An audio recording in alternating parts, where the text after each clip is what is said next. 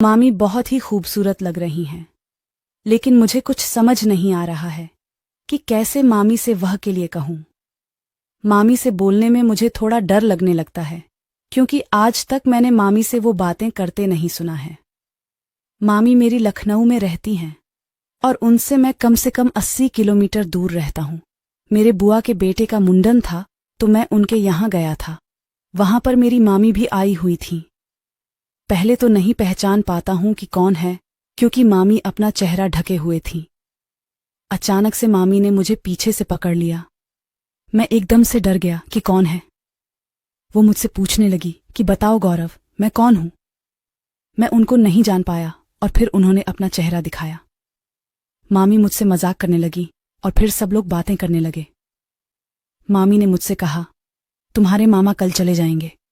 उनकी कंपनी से फोन आया या मैं और कल बुलाया है। तुम्हारे मामा कल चले जाएंगे, इसलिए तुम मुझे मेरे घर छोड़ने चलना और इसी बहाने घूम भी आओगे। मेरे पास भी कोई काम नहीं था, इसलिए मैंने हाँ बोल दिया। कल मुंडन था और एक दिन पहले ही सब लोग आ गए थे। सब लोगों को एक साथ देखकर बहुत ही अच्छा लग रहा था। मामी मेरी तरफ बार बार देखे जा रही थी। सब लोग अपने अपने काम में व्यस्त थे। मैं भी थोड़ा थोड़ा काम कर रहा था, लेकिन जब भी मैं मामी के पास से निकलता तो मामी मुझे देखकर जरूर मुस्कुराती। उस दिन शाम को सब लोग खाना खाकर सोने लगे। मैं मामी के पास लेटा था। सब लोग एक ही कमरे में लेटे थे। मामी मुझे जबरदस्ती अपने पास लिटा लेती। उसके बाद सब लोग बातें करते रहे और कितने समय सो गए पता ही नहीं चला। अगले दिन सुबह जब मेरी नींद खुली तो देखा कि कमरे में केवल मैं ही लेटा हूं और सब जग गए हैं। मैंने टाइम देखा तो 9 बज रहा था और मुंडन की सारी तैयारियां हो चुकी थीं। मैं मामी के पास गया और बोला, मामी, जब आप जगी थी तो मुझे भी उठा देती हूं। मामी बोली, राघव, मैंने सोचा कि तुम ज्यादा थके होंगे, इसलिए मैंने नहीं जगाया। उसके बाद सब लोग मुंडन के लिए निकल लिए। ये सारा काम होने के बाद मामी ने कहा, कल जल्दी यहां से चलना है क्योंकि काफी दूर जाना है। अगली सुबह मामी ने मुझे उठा दिया। उसके बाद मैं और मामी तैयार होकर मामी के यहां चल दिए। हम लोग बस में गए थे, इसलिए जाते जाते शाम हो चुकी थी। शाम को जब घर पहुंचे तो मैंने मामी से कहा, मामी जल्दी से खाना बना दो क्योंकि भूख बहुत तेज लगी थी। मामी बोली, ठीक है, तुम कमरे में जाकर थोड़ा आराम करो, मैं अभी खाना बना देती हूं। मामी खाना बनाने लगी। मैंने सोचा मामी अकेले बोर होने लगेंगी, इसलिए मामी के पास जाकर बैठ गया। उसके बाद मैं और मामी खाना खाए। मामी ने कहा, गौरव, चाहो तो तुम मेरे कमरे में लेट जाओ। यह सुनकर मेरे मन में हलचल होने लगी और मैंने भी मना नहीं किया। कमरे में देखा कि एक सिंगल बेड ही है, जिसमें 2 लोग बड़ी मुश्किल से लेट आएंगे। मेरा शरीर थोड़ा पतला था, इसलिए ज्यादा दिक्कत नहीं हुई थी। मैं लेट गया और मामी भी बगल में लेट गई। मैं नीचे न गिर जाऊं, इसलिए मामी ने मुझे पकड़ लिया और चिपक कर लेट गई। थोड़ी देर बाद मैंने महसूस किया कि मामी के मुंह से थोड़ी थोड़ी आवाज निकल रही है।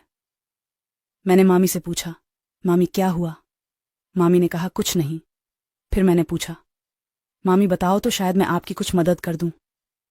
मैं सब कुछ समझ चुका था। मामी ने मुझे अपनी सारी परेशानी बताई। उसके बाद मुझसे भी रुका नहीं गया और उठकर अच्छे से करने लगा।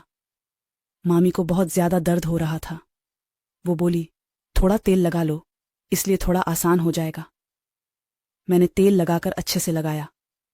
मामी की चीखें निकल रही थीं, लेकिन उनको थोड़ा अच्छा महसूस हो रहा था। दोस्तों, अगर आप लोग अभी तक चैनल को सब्सक्राइब नहीं किया है तो जल्दी से कर लो, ताकि आगे आने वाली इसी तरह की रोमांचक कहानी सुनकर खुद को एंटरटेनमेंट कर सकते हैं। कमरे भर में मामी की आवाज गूंज रही थी, लेकिन मैं रुका नहीं, अपना काम करता ही रहा। पूरा बेड बहुत जोर जोर से हिल रहा था। ऐसा लग रहा था कि बेड टूट न जाए, क्योंकि मामी इधर उधर हो रही थी और मुझे रोकने की कोशिश भी कर रही थी। लेकिन मैंने उनकी बात नहीं सुनी। मैंने मामी से कहा, मामी आज ये दर्द सहन कर लोगे तो आगे एक भी दिक्कत नहीं होगी। मामी ने कहा, ठीक है, लेकिन मामी को दर्द बहुत ज्यादा हो रहा था। वैसे तो कुछ गलत नहीं कर रहा था, लेकिन मामी की चीखें नहीं बंद हो रही थीं। थोड़ी देर बाद मामी बोली, अब दर्द कम हो रहा है। गौरव, और बहुत अच्छा लग रहा है। फिर वह बोली, सच में गौरव, तुम बहुत अच्छा मसाज करते हो। अब कमर का सारा दर्द गायब हो गया। ऐसा मसाज किसी ने नहीं किया है। मैंने मामी से कहा। मैंने कहा था मामी कि केवल थोड़ी देर दर्द होगा, उसके बाद कमर और पेट का दर्द एकदम से ठीक हो जाएगा। मामी ने कहा, कल हल्का हल्का मसाज फिर से कर देना।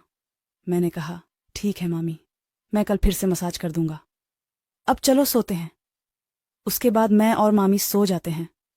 सुबह मामी उठी और बोली, गौरव, तुम्हारे मसाज से कमर में एक भी दर्द नहीं हो रहा है।